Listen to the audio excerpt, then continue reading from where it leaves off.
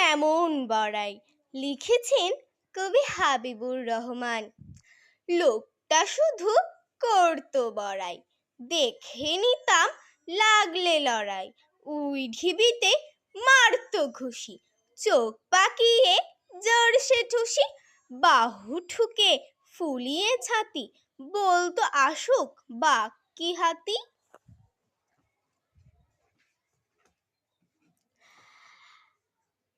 আমি কি আর কারেও ডরাই, ভাঙতে পারি লোহার কড়াই।